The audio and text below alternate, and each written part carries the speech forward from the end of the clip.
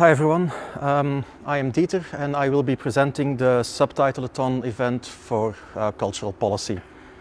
Now, you might be wondering what exactly is a Subtitle-a-thon. Well, the Subtitle-a-thon is a crowdsourcing event that invites people to subtitle and edit 20th century digital heritage footage from Europeana. Our project was commissioned by Europeana as part of the Europeana XX project. Now, at first we wanted to do a completely online event since we thought that creating it online would make it accessible to people from all around the world, internationally, instead of just being in Leuven. We also wanted to build an online presence through a website and a social media campaign to make our event more sustainable for the future as well. Now, our team consists of 4 people, yet we are incredibly multicultural. We have Yang, she's from China, so she speaks Chinese, English and a bit of Japanese. Myself, I am from Belgium, I am Flemish, I speak Dutch, English, French and Japanese and a bit of Korean.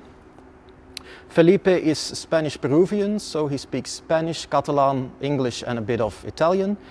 And lastly, Marie is also Belgian, she speaks French, German, a bit of Dutch and some Norwegian. So we thought of ourselves as exactly the perfect team to organize an event such as this. Our first big step, our first milestone was creating a video list from the 20th century videos that Europeana itself offers. We of course had to look into the copyright of these videos, so we chose to focus mainly on public domain videos. We did select some videos that were in copyright, but we contacted the owners of those videos to see if we were allowed to subtitle them and use them in our event. In the end, we came up with a list of 57 videos in 6 languages. We chose for English, French, Dutch, German, Italian and Norwegian, from a variety of topics, as you can see in the slides. We chose these topics because we thought they were a good mix for as well as history buffs as popular culture, with a slight focus on Belgian history as well as international European topics. The second big milestone we went through was in mid-January, when we sent out an online survey to get a better view of our target audience. We sent this survey to a myriad of European universities with cultural and language programs, as well as language schools and a couple of film clubs. In the end, we got 192 responses, something that was far beyond our expectations and that we are really grateful for. And from these responses, we noticed that the majority of people watch foreign videos in a foreign language with subtitles on. So this gave us a bit of perspective on our target audience. We also noticed that Europeana wasn't too well known amongst the European students. But in the end, our survey was a great success. We managed also to collect over 100 email addresses from the people who took our survey, which became an invaluable contact list. However, before we got to the execution stage of our project, where we wanted to set up an online presence, we were contacted by Sophie Taas as a representative of Europeana with an alternative approach. They suggested that we make our event a test run for the Europeana partners itself. We would make it a closed demo event after having set up a website and online platform to hold the future Subtitle-a-thon events that Europeana members were planning. We were asked to help build the websites that they were planning, as well as provide feedback and evaluate the subtitling editor they were programming. Since this was at the moment still very similar to our original plan, and since this opportunity was a chance we did not want to miss, all of us agreed to join Europeana in their project.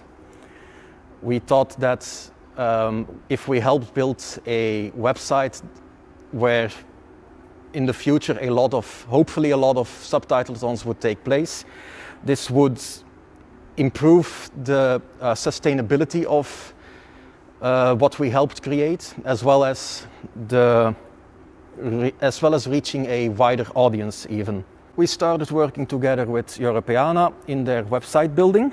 We had weekly meetings where we would discuss and check in on the progress that we made.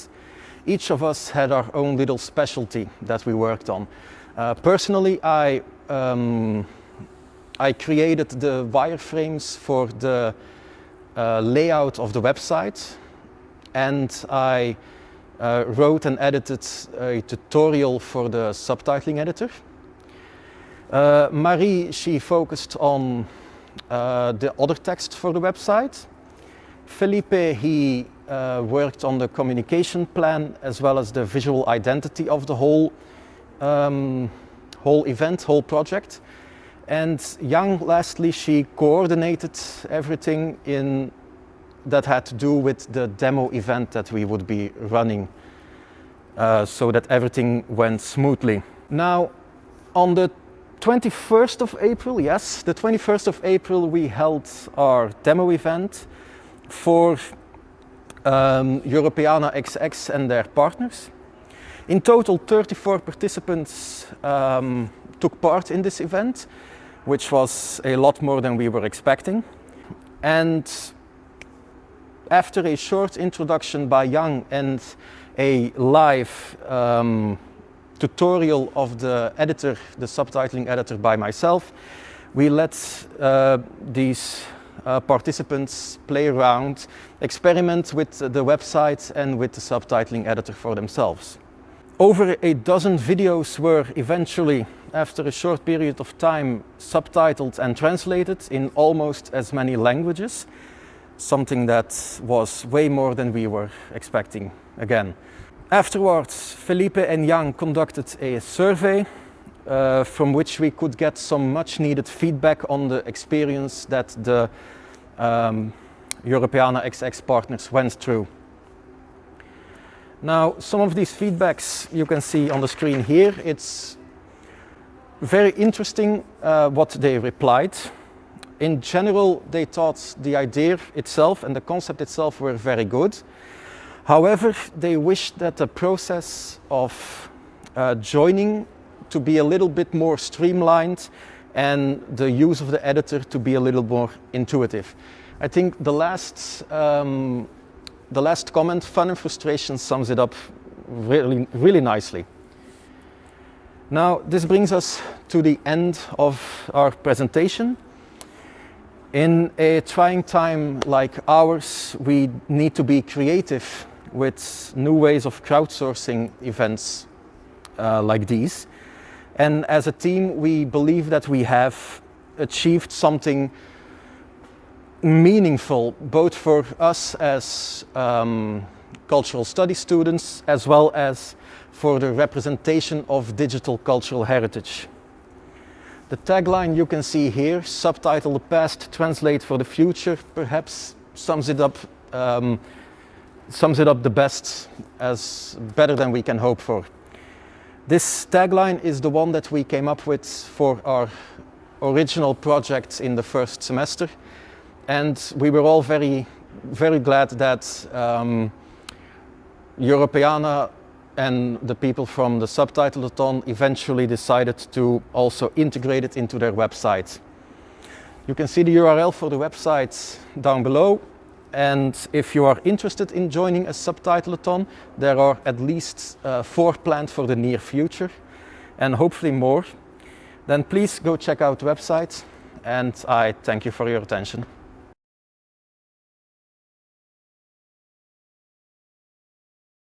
Well, so our experience with Europeana and their partners, it was a very good one.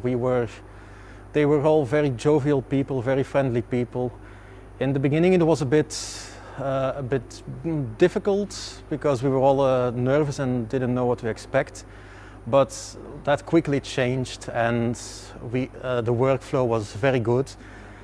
The feedback they gave in the end of our project reflected that in a bit. Mostly very good feedback. The only thing that could be better, as I said before, was the overall experience of the website and the subtitling editor. But since it's still a first trial phase, I'm sure that it'll grow to much more than it is right now. Had any experience working with a program like this subtitling editor. Each of us as members has translating experience, and personally I have a little bit of subtitling experience as well. But the fact that we get to work with a specialized program for cultural heritage videos just makes it all that much more special. And I think towards the future that